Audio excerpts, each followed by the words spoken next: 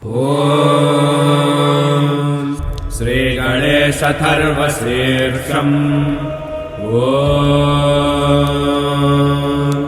भद्रं कर्णेभिः शृणुयामदेव भद्रं पश्येमाक्षभिर्यजत्रा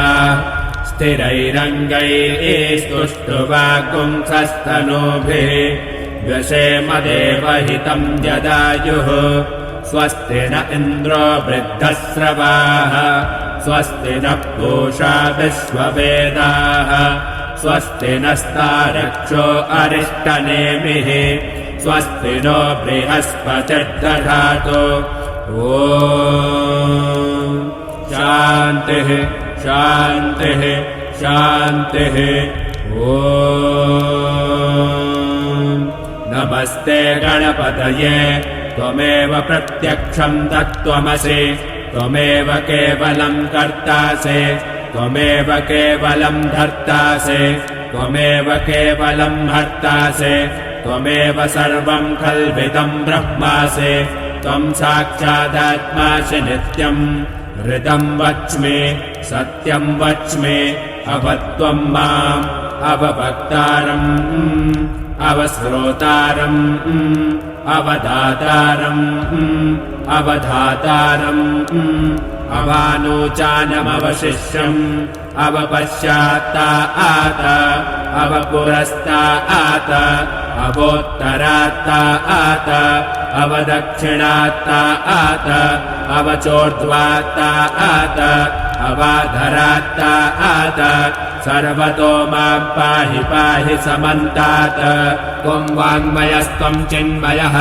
त्वमानन्दमयस्त्वं ब्रह्ममयः त्वं सच्चिदानन्दाद्वितीयोऽसि त्वं प्रत्यक्षं ब्रह्मासि त्वं ज्ञानमयो विज्ञानमयोऽसि सर्वं जगदिदं तत्तो जायते सर्वं जगदिदं त्वत्तस्तिष्ठति सर्वं जगदिदं त्वयि लयमेष्यति सर्वं जगदिदं त्वयि प्रत्येति त्वं भूमिरापो नलो निलो नभः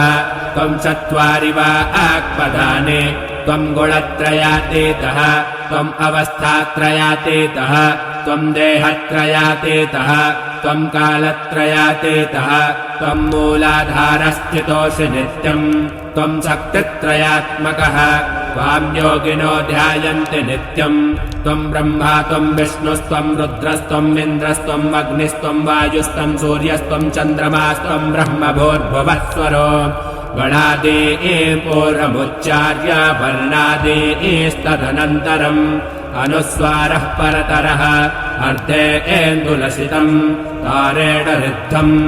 एतत्त्वमनुस्वरूपम् गकारः पूर्वरूपम् अकारो मध्यमरूपम्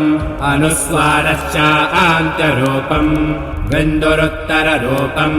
नादः सन्धानम् सगुंहिता सन्धिः सैषा गणेशविद्या गणकऋषिः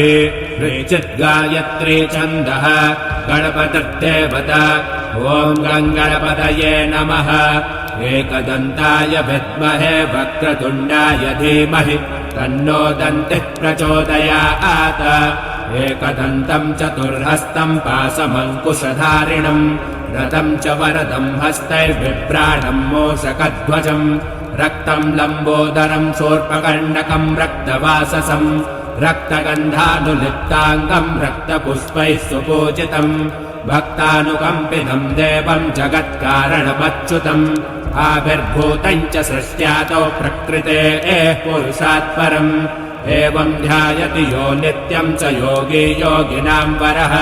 नमो प्रातपतये नमो गणपतये नमः प्रमथपतये नमस्तेऽस्तु लम्बोदरायैकदन्ताय विघ्नविनाशिने शिवसुताय श्रीवरदमूर्तये नमः एतदथर्वशीर्षं योधीते स ब्रह्मभूयाय कल्पते स सर्वविघ्नैर्न बाध्यते स सर्वतः सुखमेधते स पञ्चमहापापात् प्रमुच्यते छायमधीयानो दिवसकृतं पापं नाशयति प्रातरदीयानो रात्रिकृतम् पापम् नाशयति सायम् प्रातः प्रयुञ्जानो पापो भवति सर्वत्राधीयानोपविघ्नो भवति धर्मार्थकाममोक्षम् च विन्दति इदमथर्वशीर्षमशिष्याय न देयम् यो यदि मोहाद्दास्यति स पापीयान् भवति सहस्रावर्तनाद्यम् यम् काममधीते तम् तमनेन साधये अनेन गणपतिमभिषिञ्चति स वाग्मी भवति चतुर्थ्या मनश्चम् जपति स विद्यावान् भवति इत्यथर्वणवाक्यम् ब्रह्माद्यावरणम् विद्यान्न विवेति कदाचनेति यो दूर्वाङ्कुरैर्यजति स वैश्रवणोपमो भवति यो लाजैर्यजति स यशोवान् भवति स मेधावान् भवति यो मोदकसहस्रेण यजति स वाञ्छितफलमवाप्नोति यसाच्च समिद्भिर्यजति स सर्वम् लभते स सर्वम् लभते अष्टौ ब्राह्मणान् सम्यग् ग्राहयित्वा सूर्यवर्चस्वी भवति सूर्यग्रहे महानद्या प्रतिमा सन्निधौ वा जप्त्वा सिद्धमन्त्रो भवति महाविघ्नात् प्रमुच्यते महादोषात् प्रमुच्यते महापापात् प्रमुच्यते महाप्रत्यवायात् प्रमुच्यते स सर्वविद्भवति स सर्वविद्भवति य एवम् वेद इत्युपनिषत् ॐ सहना भवतु सहनौ भुनक्तु